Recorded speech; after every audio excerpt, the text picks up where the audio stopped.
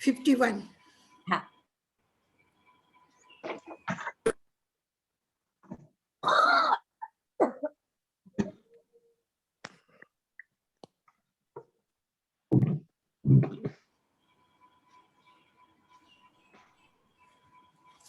કે છે કે તમે જ્ઞાનનું આટલું કહો છો કે દરેકને જ્ઞાન હોય અને જ્ઞાનની વિશુદ્ધતા જ શું છે? એકેન્દ્રિય જીવને માત્ર સત્તામાં જ્ઞાન છે, અભિવ્યક્તિ નથી, શબ્દ રૂપમાં નથી, ઘ્રાણ રૂપમાં નથી, ચક્ષુ રૂપમાં નથી, કોઈ નથી. તો પછી એટલું બધું એ જ એકેન્દ્રિયમાં રહેલું જીવ જ્યારે કોઈ કેવલ જ્ઞાન પ્રાપ્ત કરે તો સંપૂર્ણ જ્ઞાન એને પ્રાપ્ત થાય. તો પછી તમે એમ એટલું જ્ઞાનને મહત્વ આપો છો અને પાછો એમ કહ્યો છો કે ભણંતા અકરંતા બંધ મુખ પૈનો, એ બોલે છે પણ આ જીવનમાં નથી, એનું ભાષામાં છે પણ આચરણમાં નથી, આત્મસાત કરેલું નથી. તો એને બંધ અને મોક્ષનું કંઈ ફરક નથી પડતો. એને ક્યાંથી મોક્ષ મળે? વાયા બંધ મોક્ષ બધું એનું ખાલી વાણી વિલાસ છે, બોલવા માટે છે, કરવા માટે, આદરવા માટે કંઈ નથી. જો તમે આટલું કહો છો તો પછી શું તમે જ્ઞાનને એ કરો છો? જ્ઞાનનું કંઈ મહત્વ છે કે નહીં? પણ એ કે જે શબ્દ રૂપમાં કે પુસ્તક વાંચી લીધું, કોઈ સૂચના મળી ગઈ, તો એનાથી શું ફરક પડવાનું છે?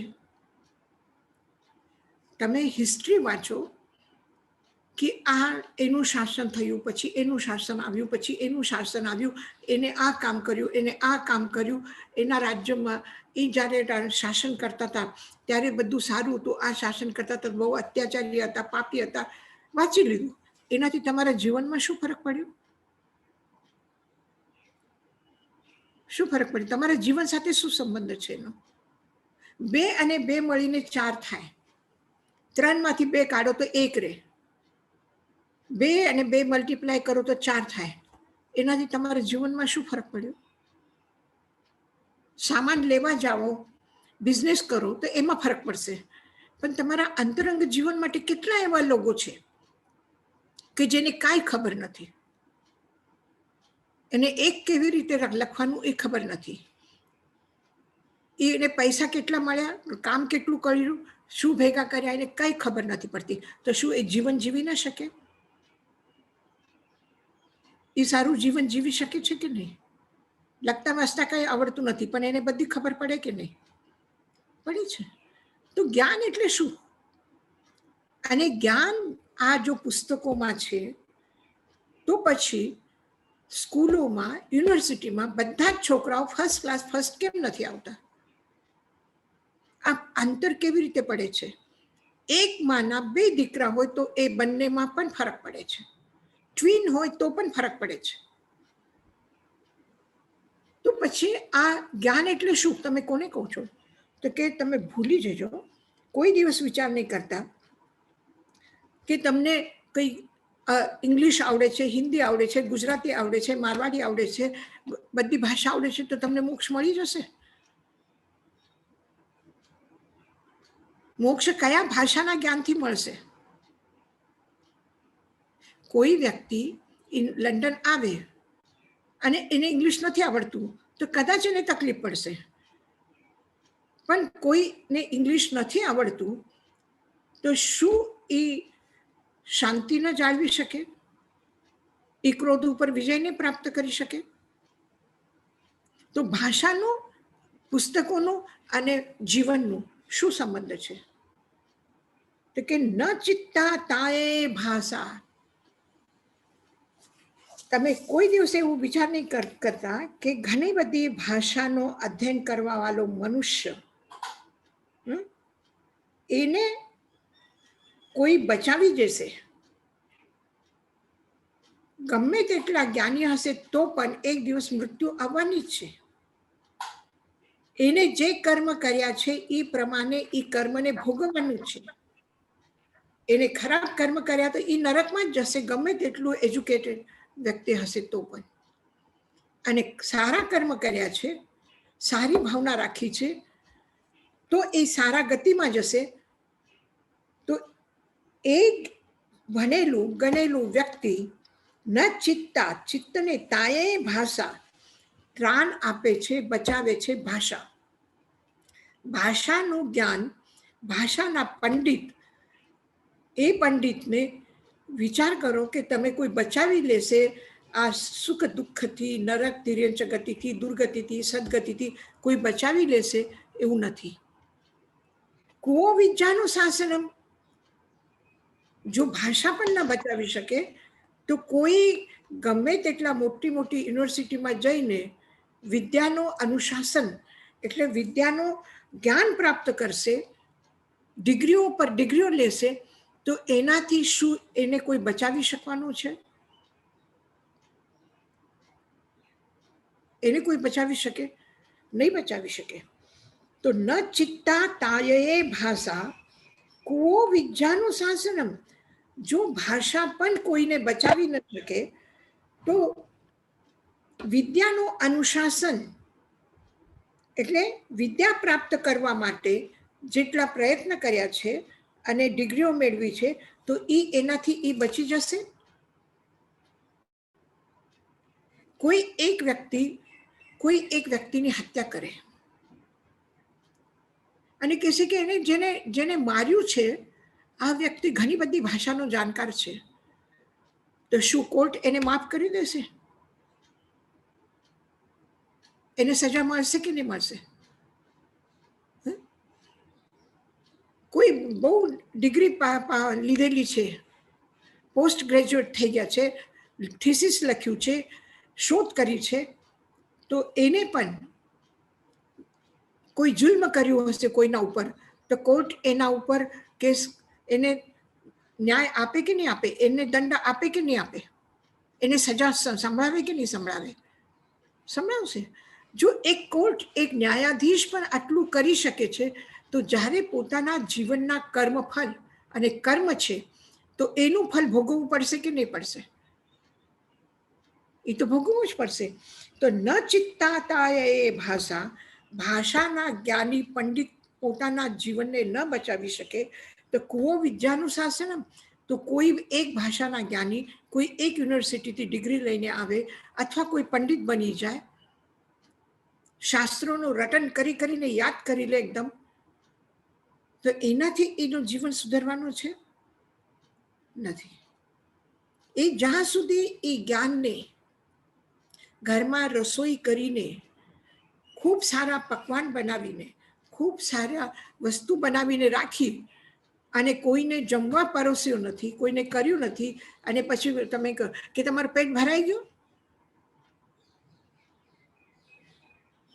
તમે એક બનાવ્યું પણ કોઈને પરોસ્યું નહીં, કોઈને આપ્યું નહીં, અને પછી તમે ઈચ્છો મેં આટલું બનાવ્યું તો બધાનું પેટ ભરવું જોઈએ ને.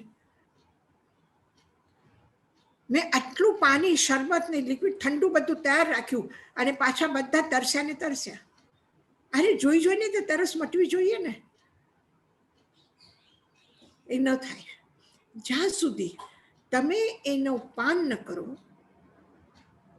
કેટલા એવા સમોશરણમાં વ્યક્તિ છે કે વર્ષો ને વર્ષો સુધી ભગવાનને એને સાંભળ્યા છે. 14 ચાતુર્માસ રાજગૃહમાં થયા છે અને એટલા ચાતુર્માસમાં રાજા શ્રેનિક બરાબર ભગવાનને સાંભળે છે, કુનિક ભગવાનને સાંભળે છે, તો બધા વિતરાગી થઈ ગયા? તમે કહેશો કે એક અર્જુન માલી જેવો વ્યક્તિ, આટલું હિંસક વ્યક્તિ પણ જો કેવલ જ્ઞાની થઈ શકે છે, અને ધનશાલી બધું કેવલ જ્ઞાન ના પામે, એવું કેવું બને? એવું કેવું બને? બધા પ્રભુના શિષ્ય થઈ ગયા કે ના? જ્યાં સુધી તમે તમારા જીવનમાં વિતરાગતા ન પ્રગટે તો વિતરાગ પણ તમારા માટે શું કરી શકે? શું કરી શકે? કઈ ન કરી શકે. કઈ ન કરી શકે. તો ન ચિત્તાતાએ ભાષા કુવો વિદ્યાનું શાસનમ. તો પછી જ્ઞાનની, આ બાહ્ય સંસારના જ્ઞાનની, અને આ જ્ઞાન નથી, આ માત્ર સૂચનાઓ છે, ઇન્ફોર્મેશન છે. તમે જ્યોમેટ્રી ભણો, ભૂગોળ ભણો, અને તમને ખબર પડે કે આ ઇન્ડિયા છે, એશિયા છે, આ યુરોપ છે, આ યુએસએ છે, આ આફ્રિકા છે. એનાથી શું થવાનું છે? આ તમને ઇન્ફોર્મેશન છે ખાલી. આ જ્ઞાન તમારું ખાલી ઇન્ફોર્મેશન છે, તમારા પાસે સૂચનાઓ છે. એનાથી તમને વિદ્યાનું અનુશાસન, જીવનને અનુશાસન, જીવનનો સંયમ લાવવા કે જીવનમાં સમત્વ લાવવાનું કામ નહીં કરી શકે. કામ ક્યારે કરી શકે? કે જ્યારે તમારા અંતરંગમાં એવી રુચિ જાગે, એવો ભાવ જાગે કે આ સંસારમાં સિકંદર જેવા આવીને પણ ખાલી હાથે ગયા છે. એ પોતાનું આખું રાજ્ય આપવા તૈયાર થાય છે, પણ પોતાના પરિવારને થવાને વાળા કોઈની મૃત્યુને બચાવી ન શક્યા. એણે કહ્યું હતું, જ્યારે એને ખબર પડી કે એના પિતા મૃત્યુશૈયા ઉપર છે, તો એને વૈદ્યને સમાચાર આપ્યા કે હું આવું છું ત્યાં સુધી એને જીવતા રાખજો, તમને ગમે તે જોઈએ એ તમને મળશે. પણ રાખી શક્યા નહીં. કોણ બચાવી શકે છે? કોઈ નહીં બચાવી શકે. ન ચિત્તાતા એ ભાષા કો વિદ્યાનું શાસન. તો પછી શું કરવું જોઈએ? કોઈ બચાવવા વાળું છે નહીં તો શું કરવું જોઈએ? કોઈ જેલમાંથી બહાર કાઢવા વાળું છે નહીં તો શું જેલમાં પૂરીને રહી જવાનું? 1 જન્મ, 2 જન્મ, 10 જન્મ, 25 જન્મ, જેટલા જન્મ લેવાનું છે એ બધા જેલમાં જ પેદા થવાનું અને જેલમાં જ મરી જવાનું છે. શું કરવાનું છે? તો કે પૂર્વ કર્મ ખયઠાએ ઇમમ દેહ સમુદ્ધરે. તો પછી આ શરીરને તમે સાચવો. આ શરીરથી તમે મન, વચન, કાયા, આ તમારા બાહ્ય જીવનની અભિવ્યક્તિના સાધન છે. એના દ્વારા શું કરો? અંતરંગ જીવનને પ્રગટ કરવાની કોશિશ કરો. બહારથી ઇન્ફોર્મેશન અંદર નાખવાથી કેવલ જ્ઞાની નહીં થશો, પણ અંતરંગ જીવનને બહાર પ્રગટ કરવાથી, અંદરમાં જે છે એ બહાર પ્રગટ કરવાથી તમને શું મળશે? એક ઝાડ ઉપર પાંદડા ખરી ગયા છે અને તમે વિચાર કરો કે હવે એને પાંદડા લાવવા છે તો શું કરીએ આપણે?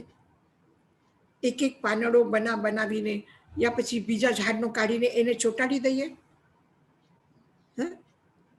એને પાણી નહીં આપવાનું, એને તડકો નહીં મળે, એને કંઈ નહીં મળે, ક્યાંય એકદમ રૂમમાં ક્યાંય એકદમ પૂરી રાખો અંદર નીચે બેસમેન્ટમાં, અને વિચારો કે આમાં બધું આવી જશે અને ખાલી એને પાંદડા ચોંટાડી દો બહારથી લઈને, તો એનાથી ઝાડ ઉગી આવશે, એનાથી ફળ લાગશે, એનાથી એને જીવન મળશે? નહીં. એ અંદરમાં મૂળિયાથી પાણીનો રસ લેશે. તમે ઉપર પાંદડામાં પાણી નહીં નાખો, ખાલી એને જડને પાણી મળવું જોઈએ. એ જડનો રસ લઈને ફૂલ, પત્તા, ફળ બધા જ એનો રસ ત્યાં સુધી એને પહોંચી જશે.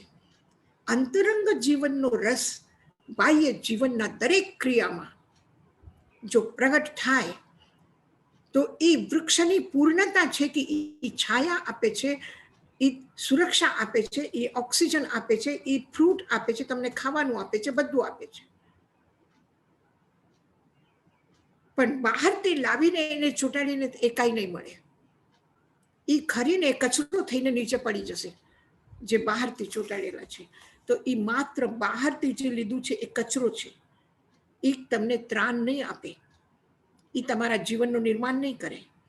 પણ અંતરંગ જીવન, તો આ દેહને તમે સમુદ્ધરે સરખી રીતે રાખો. આ દેહ સાથે દુશ્મની નહીં કરો કે આ શરીર તો કંઈ આપતું નથી, આ તો કર્મબંધનનું કારણ છે, આ તો ખરાબ છે. હડ્ડી માંસ મજ્જા, કેવું કેવું વર્ણન કર્યું છે કે આ શરીરમાં કેટલી ગંદકી છે, તો એને ફેંકી દઈએ કે ના, સમુદ્ધરે સમ્યક પ્રકારથી એ શરીરને તમે સાચવો, એની સુરક્ષા કરો, અને એનાથી તમે શું કરવો, શા માટે કરવું છે આ બધું? પૂર્વકર્મ ખયઠયાએ, પૂર્વમાં બાંધેલા કર્મને ખતમ કરવા માટે આ શરીરને સાચવીને રાખો, સંભાળો, અને એના પાસેથી નિર્જરા કરાવો, એના પાસેથી ધર્મ ધ્યાન કરાવો, એના પાસેથી સત્કર્મ કરાવો, એના પાસેથી નિર્જરા કરાવો. આ શરીરનો સરખો ઉપયોગ કરીને લો, સરખી રીતે રાખીને. આપણે ગરમી આવી એટલે સારા ભારે ભારે ગરમ કપડાં પાછા ધોઈને સરખી રીતે કરીને પેક કરીને રાખીએ છીએ. શા માટે પેક કરીને રાખ્યા? શું કામ એને સાચવ્યા છે? કે પાછા શરદીના દિવસોમાં એ કામ આવે, કે ખાલી અલમારીમાં સજાવીને રાખવા માટે રાખ્યા છે? એને જો કામમાં નહીં આવે અને શરદીના દિવસો આવે અને એમ એમ એમ બહુ ઠંડી લાગે કરતા રહેશો, કે એ કપડાં પહેરી લેશો, એ ખાલી શોરૂમ માટે નથી, શોકેસમાં નથી રાખવાના, એ પહેરવાના છે અને સાચવવાના પણ છે. તમે સરખી રીતે ભોજન બરાબર બનાવો છો. શું કામ બનાવો છો? એમને માર્કેટમાંથી લાવીને ટેબલ પર મૂકી દેવાનું. થઈ શકશે એવું? નહીં. એને સાંજના ખાવું હોય તો પણ પાછા એને અત્યારે લાવીને ફ્રીજમાં રાખશો, પછી સાંજના કાઢીને કરશો. તો આ સાચવવાની શું કામ જરૂરત છે? આ સાચવવાની જરૂરત એટલા માટે છે કે એના પાસેથી સાધના કરાવીને પૂર્વ બાંધેલા કર્મને ક્ષય કરાવવું છે. કર્મ એને બાંધ્યા છે તો ખોલાવવું પણ એનાથી જ છે. જે રસ્સીને ગાંઠ બાંધી છે અને જેના કારણથી ગાયનો ગળો બંધાઈ ગયું છે, એ બંધનમાં આવી ગઈ છે, તો એ બંધન કોણ ખોલશે? ગમે તેટલું માન આમ કરે, પગ પછાડે, આવાજ કરીને પોકારીને કે હું બંધનમાં છું, મને ખોલો, તો ખુલી શકશે? જ્યાં સુધી એ બાંધેલી ગાંઠ, રસ્સીની ગાંઠ નહીં ખુલે ત્યાં સુધી બંધનમાંથી મુક્ત નહીં થાય. તો ગાંઠ રસ્સીમાં પડી છે, યોગના દ્વારા કર્મ બંધાયા છે, તો યોગના દ્વારા કર્મ ખોલો, ખતમ કરો એને. કચરો બહારથી અંદર આવ્યો અને બધા દરવાજા બંધ કરી દીધા. જીવનને કબ્ર બનાવીને નહીં રાખી શકી. જીવનને કબ્ર બનાવીને રાખશો તો અંદર દટાઈ જશો, તમે જીવી ન શકો. જીવવું છે તો એને દરવાજા જોઈએ, ખિડકી જોઈએ, ફ્રેશ હવા જોઈએ. કબ્ર નહીં બનાવો, ખુલ્લું કરો જીવનને. તો જીવનને ખુલ્લું કરો કે જે દેહના દ્વારા કર્મ બંધ કર્યા છે, એ દેહને સરખી રીતે રાખીને એનો સરખો ઉપયોગ કરી લો. બધો સંભાળો આ શરીરને. ઇમમ દેહમ સમુદ્ધરે, આ શરીરને સરખી રીતે સાચવો અને એના પાસેથી સરખી રીતે કાર્ય કરાવીને લો. શા માટે? પૂર્વ કર્મ ખયઠયાય, પૂર્વ કર્મનો ક્ષય કરવા માટે આ શરીરનો ઉપયોગ કરો. જે શરીરનો ઉપયોગ કરીને અનેક ચક્રવર્તી નરકમાં ગયા, અને કુંથુનાથ, અરનાથ, શાંતિનાથ એ પણ ચક્રવર્તી છે, ભરત પણ ચક્રવર્તી છે. તો શું ચક્રવર્તીનો સામ્રાજ્ય ભોગવાથી કોઈ નરકમાં જશે? એ સામ્રાજ્યનો ઉપયોગ સરખો કર્યો નથી એટલે નરકમાં ગયા. અને આ ત્રણ તીર્થંકર આપણા ચક્રવર્તી છે, પણ ચક્રવર્તી હોવા છતાં પણ બ્રહ્મદત્ત જેવા ચક્રવર્તી નરકમાં ગયા છે, અને ભગવાન શાંતિનાથ બધાને શાંતિ આપે છે. ભરત ચક્રવર્તી એક શાસન પ્રણાલી પણ કાયમ કરી છે ગણતંત્રની, અને કેવલ જ્ઞાન પણ પામ્યા છે. અનુશાસન અનુશાસન બાહ્ય જીવનના જગ્યા ઉપર છે, પણ એનું માધ્યમ કોણ છે? બહારની દુનિયા સાથે સંપર્ક અને અંતરંગ જીવન સાથે પણ કોન્ટેક્ટ. એ વચમાં સેતુ કોણ છે? આ બે કિનારાને જોડવા વાળું કોણ છે? આ શરીર છે. આત્મા શરીરમાં છે એ કેવી રીતે ખબર પડે? અને આત્મા શરીરમાંથી નીકળી ગઈ એ કેવી રીતે ખબર પડે? શેનાથી ખબર પડે? શ્વાસની ગતિ જ્યાં સુધી ચાલુ છે. તો શ્વાસ શું છે? એક માધ્યમ છે. એક જીવિત વ્યક્તિ અને એક માત્ર શરીર અને આત્મા, એ બંનેને જોડવા વાળું અને આત્મા છે એની ખબર આપવા વાળું શ્વાસ છે, બ્લડ સર્ક્યુલેશન છે. તો એ શ્વાસના ગતિથી જ્યારે ધ્યાન અને યોગ કરવા હોય તો સૌથી પહેલા શું કરવું પડે છે? શું કરવું પડે છે? પહેલા શ્વાસની ગતિ બરાબર કરવી પડે છે. શ્વાસ માધ્યમ છે બંનેને જોડવા વાળું, તો એ માધ્યમને જ પહેલા સરખી રીતે કરવું પડે છે, ત્યારે ધ્યાન સાધના થઈ શકે છે. નાક બંધ કરીને શ્વાસ રોકવાથી ધ્યાન સાધના નહીં થઈ શકે. 1-2 મિનિટ માટે તમે રોકી શકો. અડધી કલાક કે હું અડધી કલાક ધ્યાન કરું એટલે શ્વાસ બંધ કરી શકશો? નહીં કરી શકે, નહીં કરી શકે. તો એ શ્વાસનું, કે જ્યારે શ્વાસ લો છો તો કેટલું લાંબુ લેવાનું છે, કેવી રીતે લેવાનું છે, કેવી રીતે અંદર આવવું જોઈએ, આ શ્વાસના ગતિને એક સુગતિ બનાવીને સ્વર, આ વીણાના તારથી સંગીત બરાબર થાય છે. પણ કોઈ તાર ઢીલા હોય, કોઈ વધારે કસેલા હોય, કોઈ તૂટેલા હોય, અને તમે તો હજી કરી શકશો, હું બેસી જાઉં સંગીત વગાડવા, તો એમાં સુરીલો આવશે કે બેસુરા આવશે? જેમાંથી એક સંગીતજ્ઞ વ્યક્તિ સુરીલા સંગીત પેદા કરી શકે છે, એમાંથી એક અંજાન વ્યક્તિ બેસુરા રાગ તાણી શકે છે. તો એનો મતલબ શું થયું? કે એ તારને બરાબર સરખી રીતે સાધવા છે, ગોઠવવા છે, સાચવવા છે. એક સંગીતજ્ઞ પોતાના વાદ્યને જેવું તેવું નહીં મૂકે, એના સ્થાન ઉપર જ મૂકશે, એને સન્માન આપશે પૂરું, એની સારવાર કરશે બરાબર. તો તમે સારવાર કરો તમારા શરીરની. ઇમમ દેહમ સમુદ્ધરે, આ દેહની સારવાર સંભાળ રાખો બરાબર. શા માટે?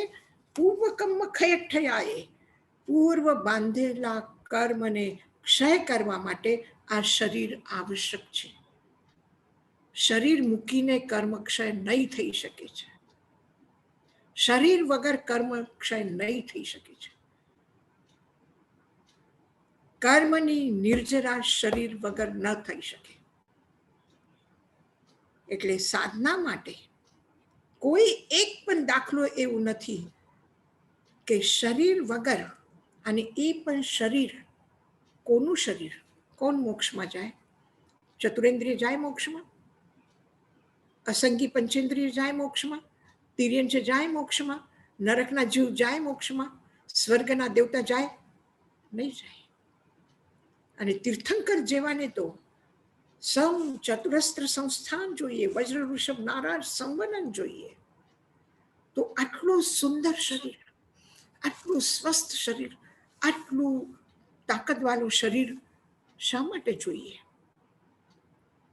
શા માટે જોઈએ? તો શરીરની ઉપેક્ષા કરીને, શરીરને દંડ આપીને, શરીરને શત્રુ માનીને, શરીરને દુશ્મન માનીને સાધના નહીં થઈ શકે છે. શરીર તમારું એક મિત્ર છે, શરીર તમારું એક સાથી છે, અને શરીરથી જ તમને મોક્ષ પામવાનું છે. જ્ઞાન, દર્શન, ચારિત્ર, મોક્ષ માર્ગ છે. પણ એ માર્ગ ઉપર ચાલશે કોણ? એ માર્ગ ઉપર કોણ ચાલશે? એક આત્મા ચાલશે.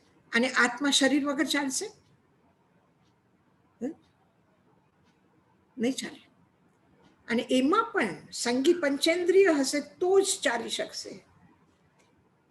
તો જ ચાલી શકશે. ભલે ને અવધિ જ્ઞાન છે દેવતા પાસે, ભલે ને અવધિ જ્ઞાન છે નારકી પાસે, તો પણ એ મનુષ્યની સરખામણી નહીં કરી શકે. દેવા વિત્તમ નમમ સંતિ, દેવતાઓ પણ એને આવીને પગે લાગશે. ભગવાન કોઈ દેવતાની આરાધના કરી છે? કોઈ ભુવનપતિની, કોઈ અંતર દેવતાની કોઈની આરાધના કરી છે? નથી. પછી એને મોક્ષ મળવું જ હતું તો સ્વર્ગથી સીધા જ મોક્ષમાં ગયા હોત ને. સ્વર્ગથી અહીંયા લીછવાડમાં ભગવાનના ક્ષત્રિયકુંડમાં આવવાની જરૂર શું હતી એને? રાજા સિદ્ધાર્થના ઘરમાં સ્વર્ગનું બધું ઐશ્વર્ય મૂકીને સિદ્ધાર્થના ઘરમાં રાજમહેલમાં આવી ગયા. શું જરૂરત હતી આવવાની? ત્યાંથી જ ગયા હોત સીધા. પણ નહીં થાય. અહીંયા જ થશે. અહીંયા આ મનુષ્ય આ શરીરને લઈને, અને આ શરીરને ક્યાં સુધી રાખ્યું છે? કેટલા ઉપસર્ગ આવ્યા, કેટલા કષ્ટ આવ્યા.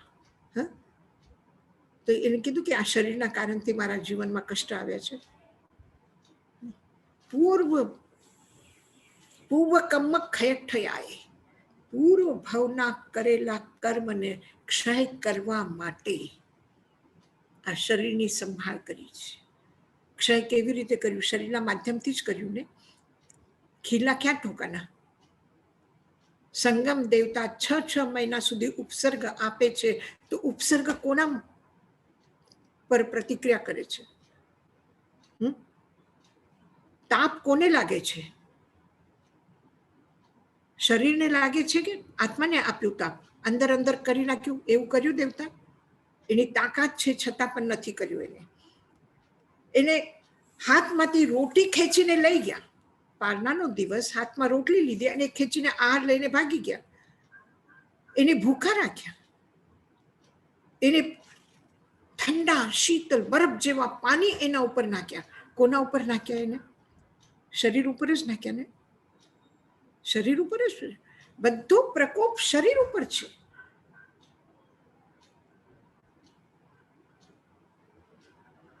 પણ આ 12 વર્ષના આટલા કષ્ટ, અને નરકમાં પણ શું છે? નરકમાં પણ શું છે? એનાથી પણ વધારે વેદના છે. કટકા કટકા કરી નાખ્યા પછી પણ જીવ મરતો નથી. એક એક શરીરનો કટકો દુઃખી થાય છે, ત્રાસ પામે છે, તડફે છે અને જીવિત રહે છે. આટલી વેદના છે. જો વેદનાથી અને શરીરના વેદનાથી મોક્ષ મળે છે, એનો મતલબ ભગવાન મહાવીર પણ કષ્ટમાં છે અને એક નારકી જીવ પણ કષ્ટમાં છે. પણ ત્યાં એને સમ્યક્ત્વ નથી, આ સાચી સમજ નથી કે પૂર્વ ભાવના કર્મને ક્ષય કરવા માટે આ શરીર છે. એવી સમજ છે નારકી જીવને? સ્વર્ગના સુખમાં છે, પણ સુખમાં પણ એને ખબર નથી કે આ બધું સુખ, આ બધું ઐશ્વર્ય પૂર્વ કર્મના ક્ષય કરવા માટે છે. એ ક્ષય શેનું કરે છે? દેવતા. દેવતા ક્ષય શેનું કરે છે? જે પુણ્ય કર્મ કર્યા છે, જેના દ્વારા સ્વર્ગમાં ગયા છે, એ ખજાનો ખાલી કરીને આવી જાય. શું ખાલી કર્યું ને? પૂર્વ બાંધેલા કર્મ ખાલી કર્યા કે પુણ્ય ખાલી કર્યું? પુણ્ય ખાલી કર્યું, નિર્જરા નથી કરી એને. તો પૂર્વ કર્મ ખયઠયાય, પૂર્વ બાંધેલા કર્મના ક્ષય કરવા માટે આ શરીરની સાર સંભાળ રાખો. આ શરીરને સાચવો, એ સુરક્ષા કરો. એની ઉપેક્ષા નહીં કરો, એને ત્રાસ નહીં કરો, એને બીમાર ન થવા દો, એને બેચેન નહીં થવા દો, એને તકલીફ નહીં આપો, પણ એને સાધો.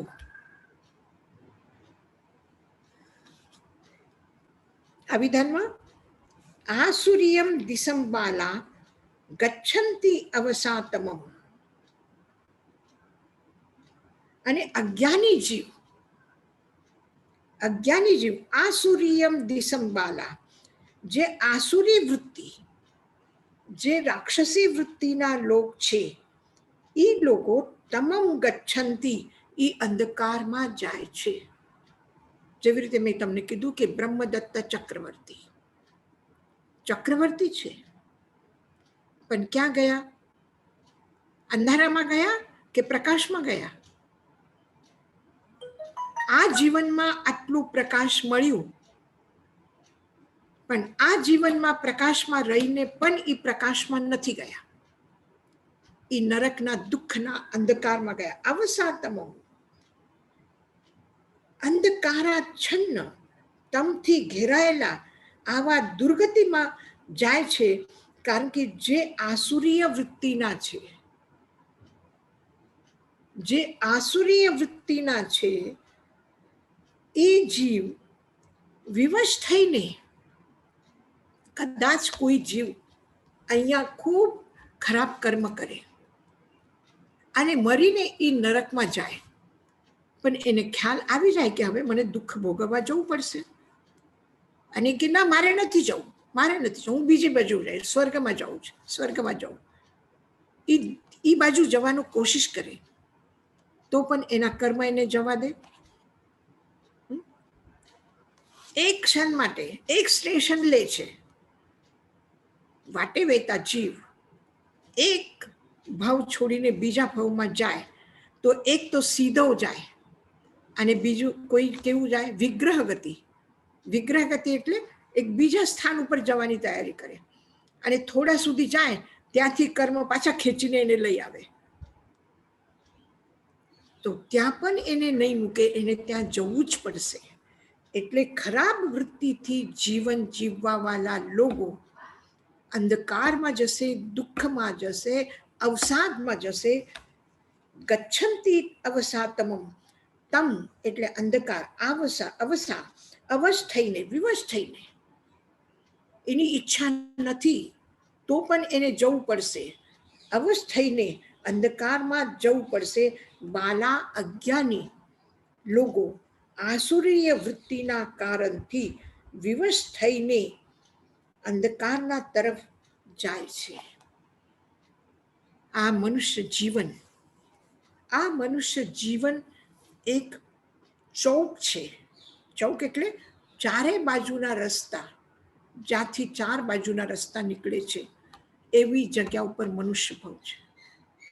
અહીંયાથી મનુષ્ય ભાવમાં રહીને તમે નરક ગતિમાં જઈ શકો છો, તમે સ્વર્ગમાં જઈ શકો છો, તમે તિર્યંચ ગતિમાં જઈ શકો છો,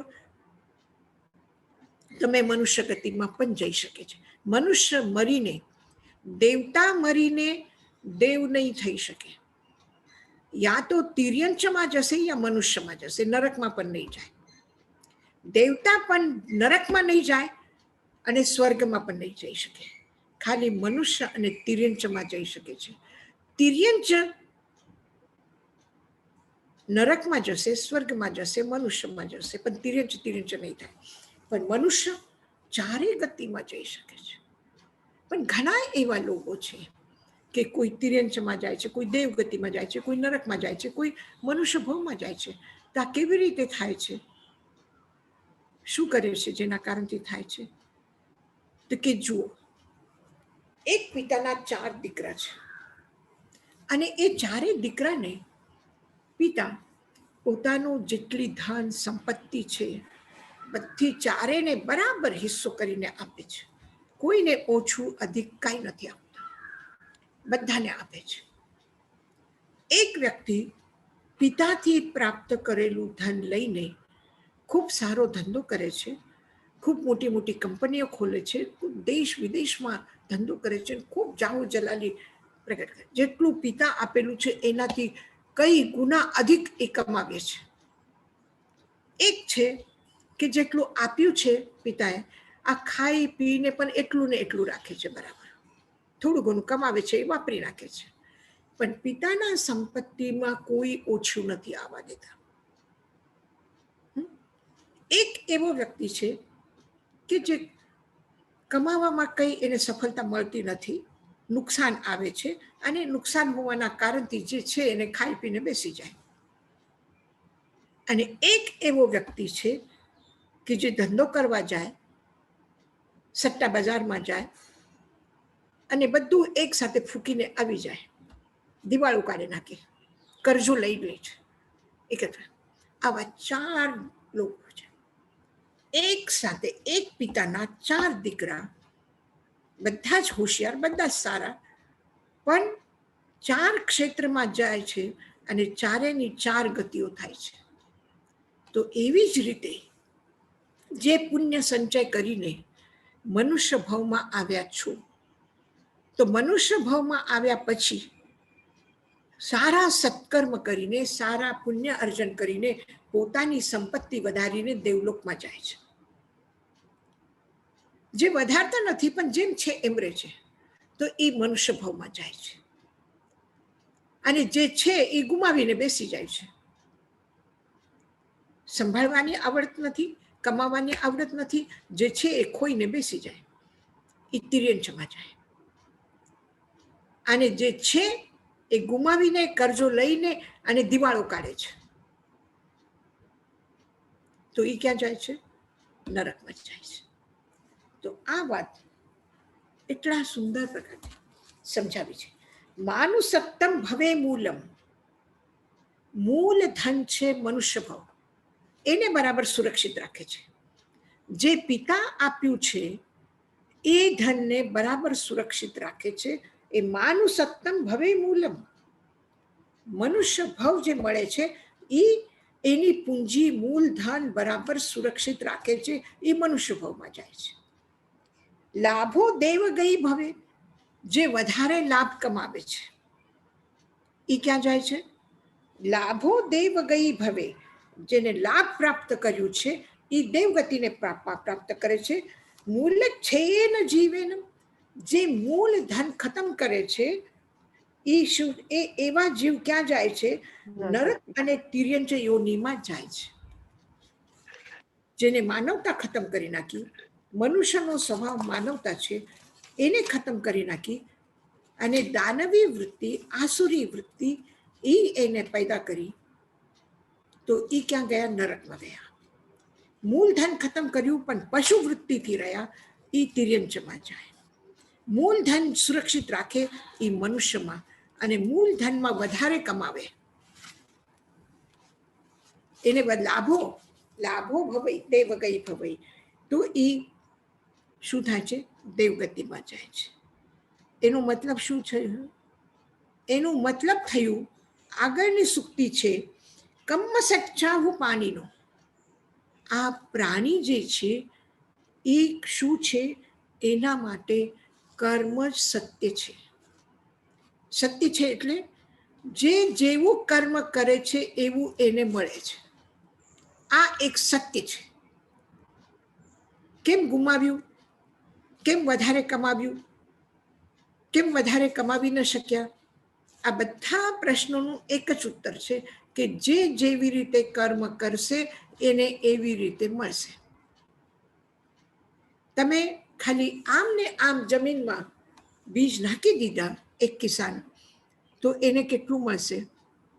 અને એક કિસાન જમીનને સરખું કરે છે, પાણીનું ધ્યાન રાખે છે, તડકાનું ધ્યાન રાખે છે, જીવાત થાય તો દવા નાખવાનું ધ્યાન રાખે છે, ખાદ આપે છે, ખૂબ મહેનત કરે છે, તો એનું કેવું મળે? એને કેવું મળે? અને એક જુએ જ નહીં કે મોસમ આવ્યું છે, હવે આ અનાજ લાગી શકે છે, આ ખેતરમાં આ પેદા થઈ શકે છે. ઠીક છે, ગરમીના દિવસોમાં ખેતરમાં જઈને બીજ નાખીને આવી ગયા, તો ગરમીમાં વાવેલું ધ્યાન આવશે કે વરસાદ થાય, પાણી ભીંગાઈ જાય, જમીન સારી થઈ જાય, પછી બીજ વાવો તો થાય? કે ના, બીજ વાવે, જમીનમાં ફેંકી દો તો પેદા થાય. ફેંકી દીધા જમીનમાં, તો પેદા થશે? નહીં થાય, નહીં થાય. અને એક જુએ જ નહીં, જઈને પાછું કેર કરે જ નહીં. પક્ષી આવે, માણસો આવે, જે આવે એ ખાઈને જાય, બધું ખતમ કરી નાખે. તો આ રીતે જે મળ્યું છે એ મળ્યું છે, એમાં પણ ઘણા બધા કષ્ટ છે, પણ એ કષ્ટને પણ શરીર મળ્યું છે તો શરીરના પણ કષ્ટ છે, શરીરની પણ તકલીફ છે. ધન મળ્યું છે તો એના માટે પણ તકલીફ છે, પદ મળ્યું છે તો એના માટે પણ, યશ પ્રતિષ્ઠા મળી છે તો એના માટે પણ તકલીફ છે. ધન મળ્યું છે તો સાચવવાની ચિંતા છે કે કેવી રીતે એને સુરક્ષિત રાખવા, કેવી રીતે એને બચાવીને રાખે, કે કોઈ ચોરી નહીં કરે, કોઈ મારીને નાખે અમને ધનના પાછળ. એ ઘર છે તો ઘર ગંદુ ન થાય, ઘર બી સારું રહેવું જોઈએ, સરખું રહેવું જોઈએ. જે મળ્યું છે એના પાછળ પણ ઉપાધિ છે, નથી એવું નથી. શરીર સાથે શરીરની ઉપાધિ રહેશે. આ સંસાર છે તો સંસારની ઉપાધિ રહેશે, પણ શું કરો?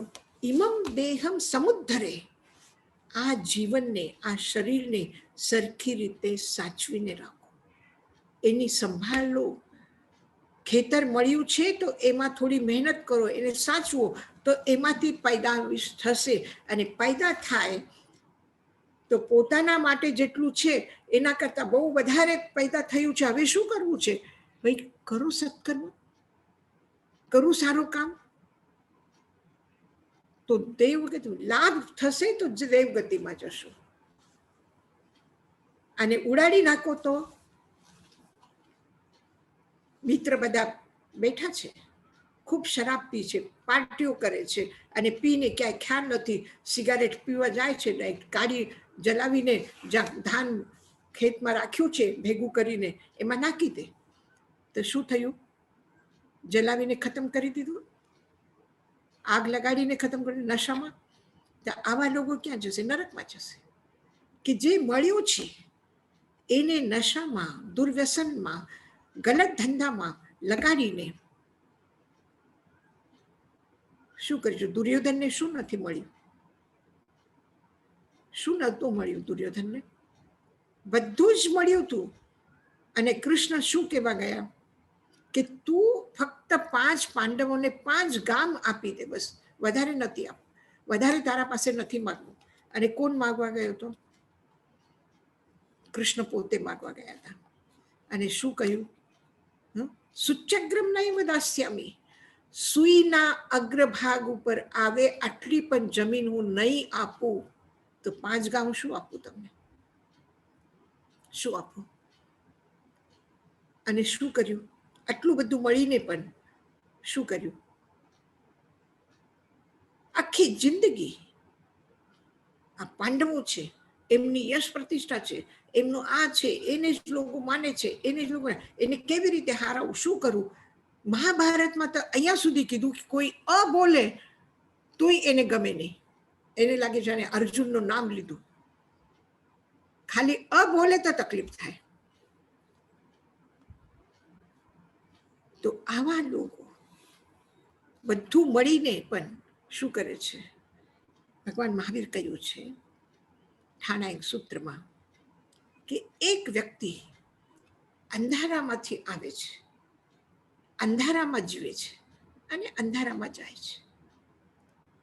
એક વ્યક્તિ અંધારામાં આવે છે પણ પ્રકાશમાં જીવે છે અને પ્રકાશમાં જાય છે. એક વ્યક્તિ પ્રકાશમાંથી આવે છે, અંધારામાં જીવે છે અને અંધારામાં જાય છે. એક વ્યક્તિ પ્રકાશમાં આવે છે, પ્રકાશમાં જીવે છે અને પ્રકાશમાં જાય છે. તો કયું જીવન શ્રેષ્ઠ છે? કયું જીવન શ્રેષ્ઠ છે? રાવણ છે, દુર્યોધન છે, કંસ છે, પ્રકાશમાંથી આવ્યા છે, અહીંયા થોડા પ્રકાશમાં જીવ્યા છે, આટલું બધું ભોગ ભોગ્યું છે, અને ગયા ક્યાં?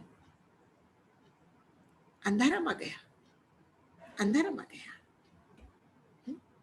અને અંધારામાંથી આવીને હરિકેશી જેવા મુનિ, ચાંડાલ જાતિના છોકરા, કોઈ એના સાથે રમવા માંગે નહીં, કોઈ એને ખાવા બેસે તો ખાવા આવે એના પાસે કે મને પણ થોડું આપો, તો કોઈ આપે નહીં, એને ધક્કો મારીને કાઢી મૂકે. એવું જીવન.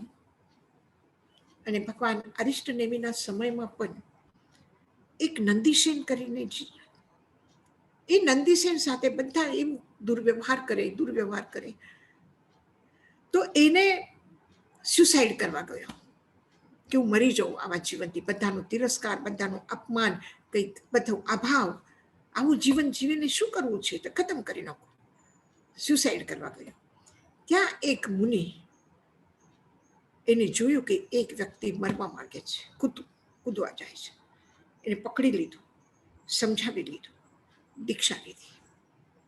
દીક્ષા લઈને પછી વિચારે છે કે હું તપ કરું, જપ કરું, બધું કરું મારા માટે, પણ સાથે સાથે હું જેમના સાથે રહું છું એના માટે પણ હું કંઈક કરું થોડું.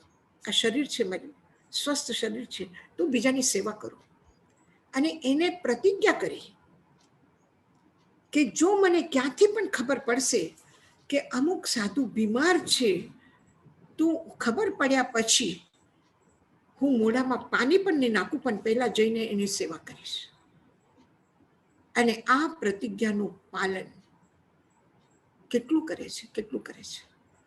એક દેવતા એની પરીક્ષા લેવા આવે છે, બીમાર સાધુનું રૂપ લઈને બેસે.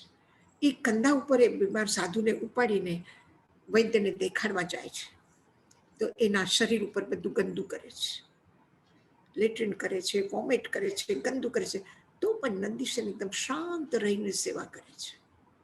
ક્યાંથી આવ્યું? અંધારામાંથી આવ્યું. અમુક સમય અંધારામાં જીવ્યું કે સ્યુસાઇડ કરવા જતો હતો, અને પાછું પ્રકાશના તરફ ગયું.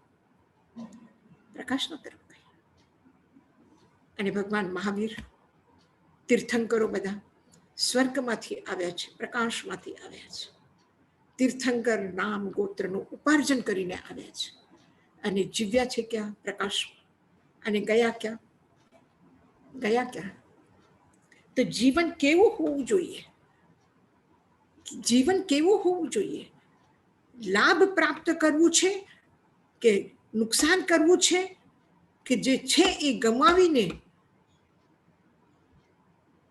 બધું ખતમ કરીને દુર્વ્યવહારમાં, દુર્વ્યસનમાં ખતમ કરવું છે? શું કરવું છે? બસ આ નિર્ણય તો આપણું જ છે કે કમ્મ સચ્ચા હું પાણીનો.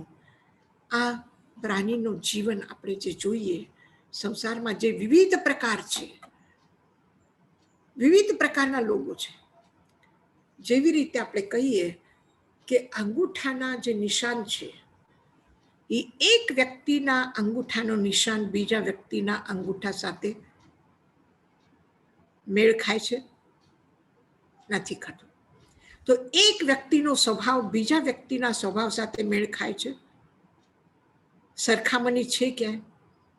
આટલા કરોડો અબજોની સંખ્યામાં મનુષ્ય છે, પણ કોઈના સાથે મેળ નથી બેસતું, કોઈના જેવું નથી.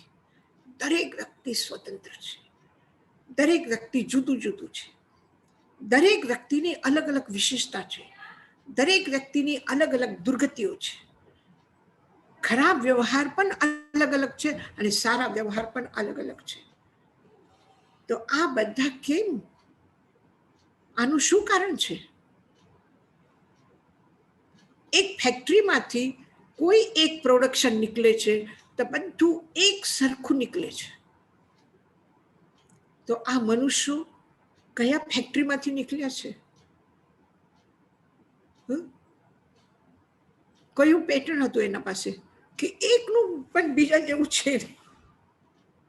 તો આ કેવી રીતે બન્યું? કોણ એને બનાવનાર છે? પાછળ કોણ એનો નિર્માતા છે? કે કોઈ એક એના માટે ફેક્ટરી નથી, કોઈ એક માલિક નથી ફેક્ટરીનો કે બધાને એક સરખે સાથે કાઢે. દરેક પોતપોતાના માલિક છે, દરેકની પોતાની ફેક્ટરી છે, અને પોતાના મરજીના અનુસાર કાઢે છે પ્રોડક્શન. એટલે બધા જુદા છે. તો કયું જોઈએ આપણને? કયું જોઈએ?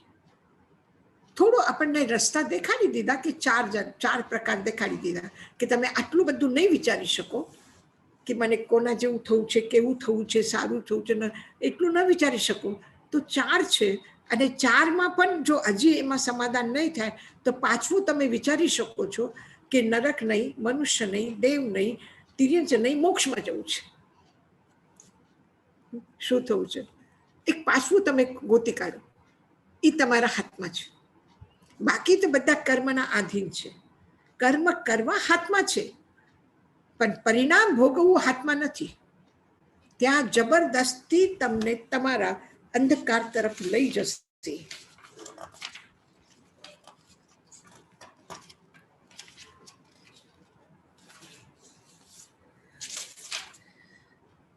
આસુરિયમ દિસંબાલા ગચ્છંતી અવસાતાઓ. અવશ વિવશ છો. કર્મ બાંધ્યા પછી તમે પોતાના હાથમાં નથી. કર્મ બાંધ્યા પછી કર્મના આધીન છો, વિવશ છો, અને અંધકાર તરફ જવું જ પડશે. એ કર્મ દુર્ગતિમાં લઈ જશે, નિશ્ચિત રૂપથી લઈ જશે. પણ સારા કર્મ કર્યા હોય તો 4 રસ્તા છે. 4 રસ્તાથી જે રસ્તે જવું હોય એ રસ્તાની તૈયારી કરો અને જાઓ. મનુષ્ય છે, દેવગતિ છે, તિર્યંચ છે, નરક છે. અને આ કરવા માટે આનાથી આ 4 ન ગમે તો પાછું કરવા માટે ઇમમ દેહમ સમુદ્ધરે, સૌથી પહેલા તમે તમારા જીવનને સુરક્ષિત અને સારું રાખો. પૂર્વ કર્મ ક્ષય, પૂર્વ કર્મનો ક્ષય કરવા માટે. અને કારણ કર્મ સચ્ચાવું પાણીનું, કર્મ જ સત્ય છે પ્રાણી માટે. બીજું કોઈ સત્ય, કોઈ સહારો, કોઈ આશ્રય કોઈ નહીં આવે. માત્ર એક કર્મ છે જે તમને તમારા માટે સાચા છે. જે કર્યું છે એ ભોગવવું પડશે, એ સત્ય છે. જે વાવ્યું છે એ જ ઉગવાનું છે, એ સત્ય છે. એ નિયતિ આપણે બનાવી છે, નિયતિના અનુસાર આપણને ચાલવું પડશે, એ સત્ય છે. તો ભગવાન મહાવીરનો આ જીવનનો એક મહાન સંદેશ આજના આ 4-5 સુક્તિ માટે છે કે એમાં બાહ્ય જીવનનું પાંડિત્ય કામ નહીં આવે, બાહ્ય જીવનની વૃત્તિઓ કામ નહીં આવે. કામ આવશે આપણા અંતરંગ જીવનનો જે પણ છે એ કામ આવશે. તો અંતરંગ જીવનને પૂર્વ કર્મ ક્ષયઠયાય ઇમમ દેહમ સમુદ્ધરે, આ જીવન જે મળ્યું છે, એ સંસાર જે મળ્યું છે, એ બધું બરાબર છે. કોઈને દોષ આપવા જેવું નથી, કોઈને ખરાબ કહેવા જેવું નથી. ખરાબ છે, ખરાબ છે, ખરાબ છે કહીને ક્યાં સુધી રહેશું? એટલા માટે થોડી ઘણી તકલીફ આવે તો આવવા દો. તડકા પડશે તો વરસાદ થશે. થોડી ઘણી કંઈક શરીરની કષ્ટ હોય, પરિવારના કષ્ટ હોય, સમાજના કષ્ટ હોય, જે પણ છે એ એની જગ્યા ઉપર છે.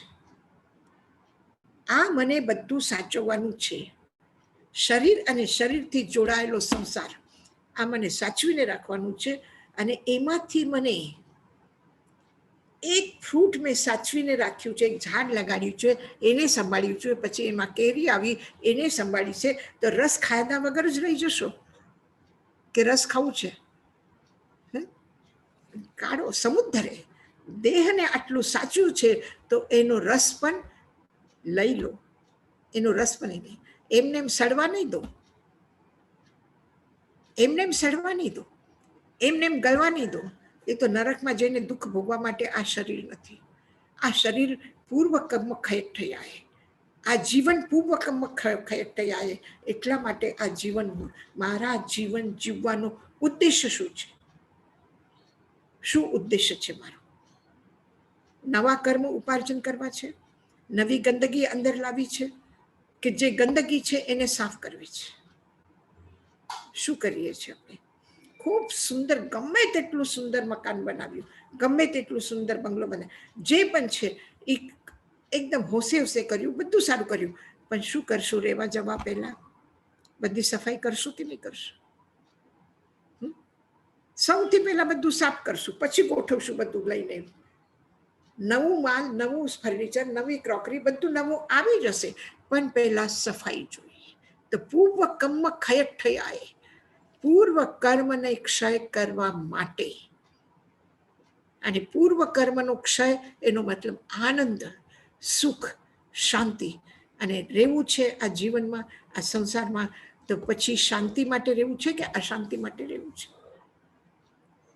શાંતિ માટે રહેવું છે તો રસ લેવું છે આ ફળનું. આ ઝાડ પાછળ મહેનત કરવી છે અને કરીને એનો રસ લેવું છે. આ દેહને, આ જીવનને સંભાળીને, સાચવીને.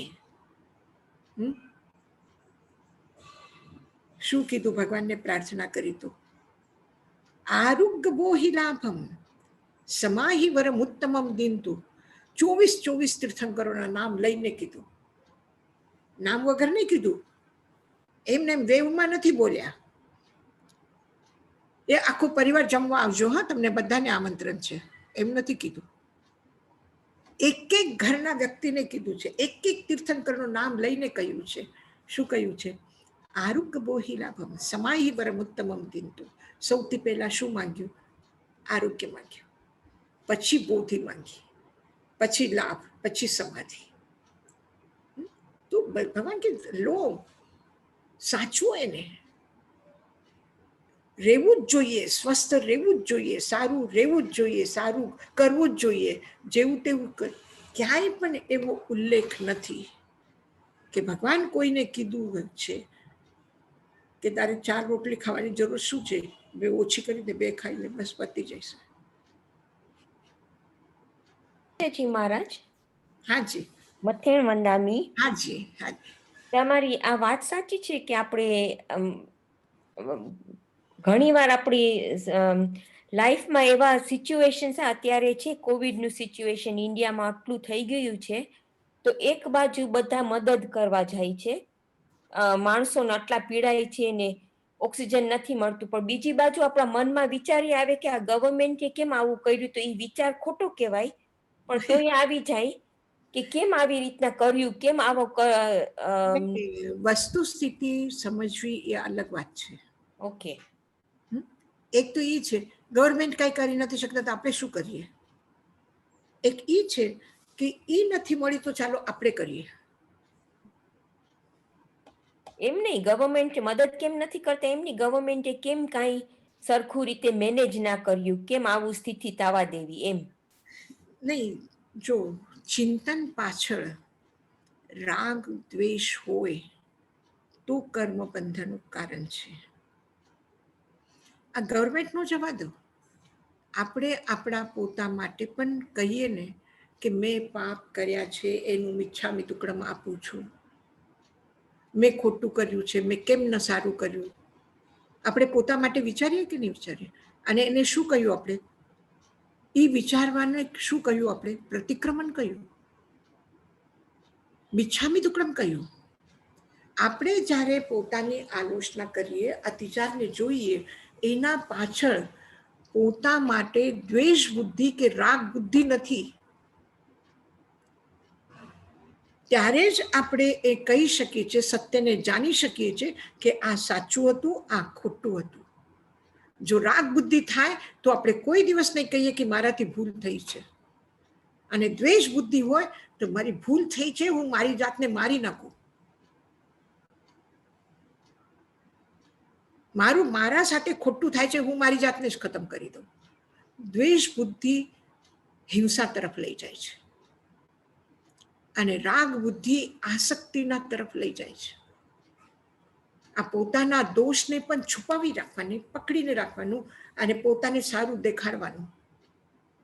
તો રાગ બુદ્ધિ અને દ્વેષ બુદ્ધિ છોડીને પોતાની સમીક્ષા કરીએ, પોતાનો સરખી રીતે આલોચન કરીએ, જોઈએ, જાણીએ આપણે કે મેં શું કર્યું છે, અને જાણીને પ્રતિજ્ઞા કરો. પ્રત્યાખ્યાન છે કે પ્રતિજ્ઞા કરો, જમ અહમ પૂર્વમાં કાશી પમાયેન, જે મેં પહેલા પૂર્વમાં પ્રમાદના કારણથી કર્યું છે, નો ઈયાનીમ, હવે નહીં કરો, હવે નહીં કરો.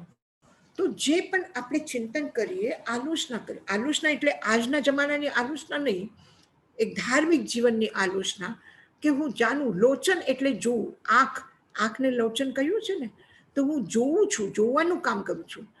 સારું શું છે, ખરાબ શું છે, સાચું શું છે, ખોટું શું છે, એ જોવાનું કામ કરવાનું. પછી આપણે છે, ગવર્મેન્ટ છે, કોઈ પણ હોય, આપણે સમજી લીધું. પરિવારમાં પણ કોઈ પણ એક વ્યક્તિ છે અને આપણે જોઈએ કે આ બરાબર નથી કરતા, મોટા છે, વડીલ છે, ઘરના પ્રમુખ છે અને એ બરાબર નથી કરતા, તો બરાબર નથી કરતા એ કેવી રીતે જોવાનું છે, કેવી રીતે વિચારવાનું છે? એનો અનાદર કરીને નહીં, અથવા પોતાનું અનાદર કરીને નહીં. આ બરાબર નથી થતું, આપણે આમ કરીએ. રાગ અને દ્વેષ બુદ્ધિથી પરે થઈને વિચારવાનું છે અને રસ્તો કાઢવાનો છે. સારા સંકલ્પ કરવાના છે કે આમાંથી આમ થઈ જાય. પરિવારમાં એક વ્યક્તિ ખરાબ કર્યું કોઈનું, ઠીક છે, પ્રતિક્રમણ કરો, સોરી કહી દો અને પાછા એક થઈને રહો. જ્યારે આપણે રોડ બનાવીએ તો રોડ બનાવતી વખતે રોડ ઉપર કામ ચાલે છે ત્યારે શું કરવામાં આવે છે? જે રોડ ઉપર ગાડીઓ આવે છે એને જવા માટે રસ્તો ડાયવર્શન આપીએ ને આપણે, તો એક નવો રસ્તો બનાવ્યો અને પાછું શું કર્યું? રોડ તૈયાર કરીને એ રોડને પાછું બરાબર કર્યું.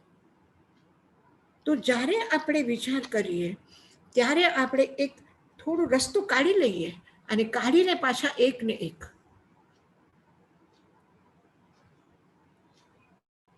એક ભાઈને એક ધંધો ગમે એ કરે, બીજા ભાઈને બીજો ધંધો ગમે એ કરે, એને પણ આ જુદું જુદું કરવામાં તે ખોટું કર્યું, તે ખરાબ કર્યું, તે એમાં પરિવારનો આ નથી, આ નથી, આ દ્વેષ બુદ્ધિ પણ નથી, આ કોઈને નુકસાન પહોંચાડવાની ભાવના નથી. પણ જુદું જુદું જેને જેને જે આવડત છે, જે યોગ્યતા છે, જે એ છે એ કરે અને કરીને પણ પાછા એક આત્મીય થઈને રહે, પરસ્પરમાં પ્રેમ રાખીને રહે.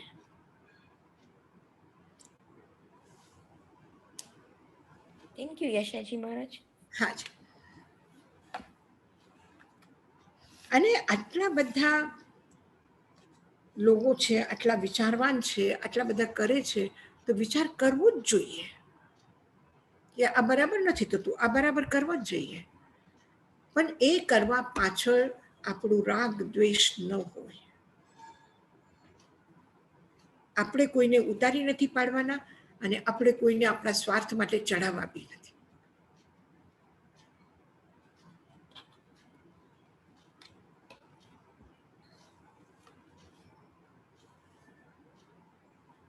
બીજું કઈ?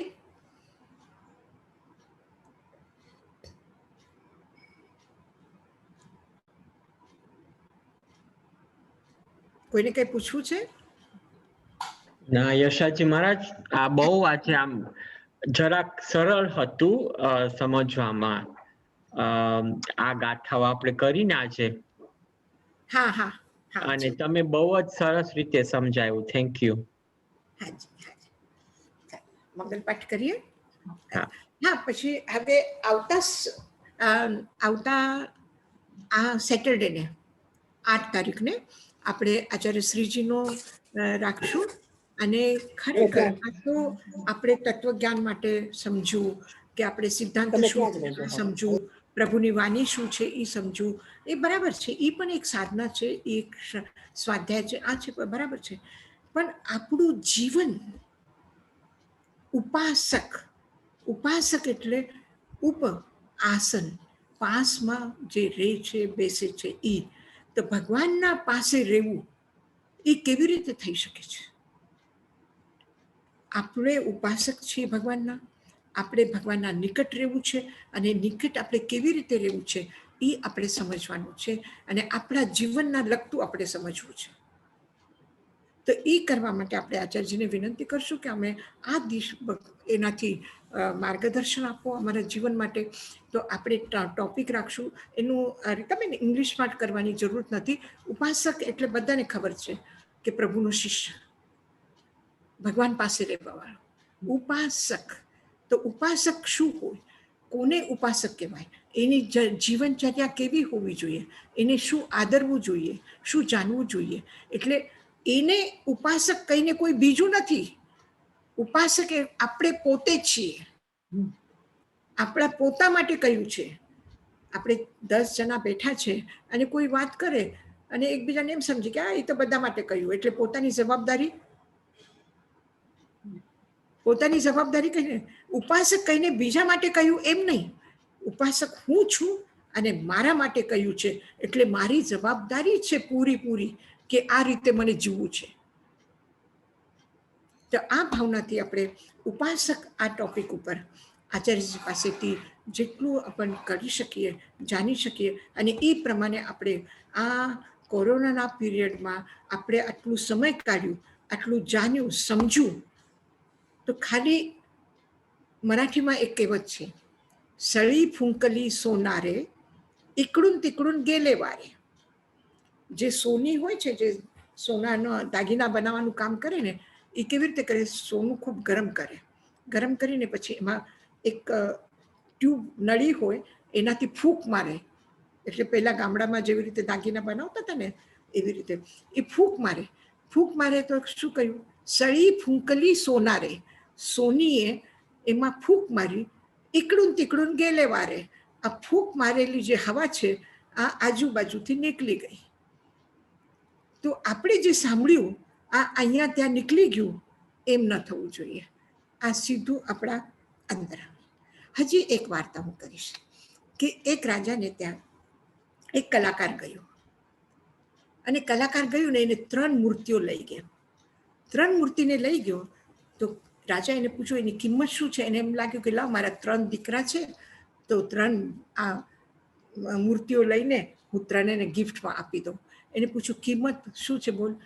તો કે આની કિંમત છે 25,000 સ્વર્ણ મુદ્રા, આની કિંમત છે 50,000 સ્વર્ણ મુદ્રા, આની કિંમત છે 1,000 સ્વર્ણ મુદ્રા. તો કે દેખાવમાં તો 3 એક સરખી દેખાય છે, 3 એક જ ધાતુની છે, તો તારી કિંમતમાં ફરક કેમ છે? તારી કિંમતમાં કેમ ફરક છે? મને દેખાડ. તો કે એને પરીક્ષા કરો. તો કે કોઈ નહીં, નગરમાં બધા લોકોને બોલાય, કહ્યું કે આની પરીક્ષા કરો અને એની કિંમત જુદી કેમ છે દેખાડો. કોઈ ન દેખાડ. છેલ્લે રાજા કીધું કે ભાઈ તું બનાવી છે, તને આવડે છે, તું મને કે શું ફરક છે. એને એક સળી લીધી. સળી એટલે એક લાંબી સ્ટીક લીધી અને એને એના કાનમાં નાખી તો એ સળી નીકળીને મોઢામાંથી નીકળી ગઈ. એકના કાનમાં નાખી તો બીજા કાનમાંથી નીકળી ગઈ. તો કે જેને એકમાં નાખીને બીજામાં નીકળી ગઈ એની 25,000 સ્વર્ણ મુદ્રા, જેને એકના કાનમાં નાખીને મોઢામાંથી નીકળી તો એની 50,000 સ્વર્ણ મુદ્રા, અને જેને એકના કાનમાં નાખીને નીચે ઉતરી ગઈ અંદર તો એની 1,000 સ્વર્ણ મુદ્રા. તો હવે આપણે આ 2 શ્રેણી તો પાર કરી લીધી કે એક કાનમાંથી નાખીને બીજા કાનમાંથી નીકળી ગઈ, એ પણ પાર થઈ ગઈ. એક કાનમાંથી નીકળીને મોઢા સુધી આવી ગયા. આપણે બોલવાનું શીખી લીધું કે બોલતા આવડી ગયું. એકબીજાને આપણે કહી શકીએ આમ છે ને આ સિદ્ધાંત છે ને આમ છે ને તેમ છે. હવે ત્રીજીનો આપણે કરવું છે કે જે સાંભળ્યું છે એ અંદરમાં આપણે ઉતારીએ. તો ધ્યાન રાખજો, આપણે જેટલા પણ વધારેમાં વધારે બધા લોકોને આપણે જોઈન કરી શકીએ તો 4:30 વાગ્યાનો ટાઈમ આપણે બપોરના રાખશું. આપણે સેટરડેમાં આપણું આ ક્લાસ નહીં થાય અને 4:30 વાગ્યાનું આચાર્યશ્રીજી સાથે જ થશે. એટલે અહીંયાના 11 વાગે ને મારા સાહેબ? અહીંયા 12 વાગે. 12 વાગે તમે જોઈ લેજો.